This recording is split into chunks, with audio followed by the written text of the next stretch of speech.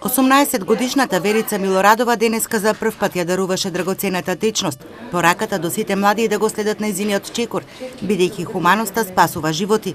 Нејзиниот татко е посебно горд, бидејќи тој е крводарител. Досега повеќе пати ја има дарувано драгоцената течност. Прв пат давам крв и мојата порука до младите дека ова треба да прерасне во нивна традиција, бидејќи оваа течност може да спаси нечи живот. Колку членови сте сега во семејството крводарители? Само јас и керката сега. Добро, колку пати имате досега дарувано крв? Певно 40-50 пати би требало. Среќни сте што еве таа тргна по вашите стапки? Да. Среќен сум што и моите керка тргна по моите стапки. Надевам се дека ќе продолжи и така.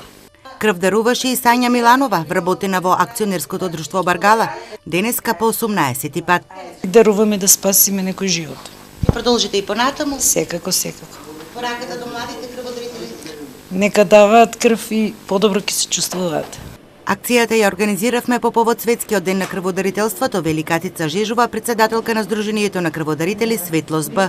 Денешната крводарителска акција е организирана по повод Светскиот ден на крводарување.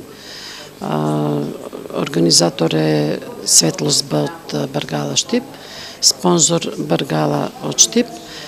Заедно ја правиме акцијата со Цивитас, овде во Црвениот крст. Од одзивот на крводарители задоволни од трансфузиона медицина. Одзивот е добар. Досега има околу 17 до 19 кейси. Голема благодарност до крводарителите, до хуманите луѓе. Уште колку, да речеме, крводарители очекуваме, уште колку крвни единици да се собере до крајот на акцијата? Уште 15 до 20 максимум.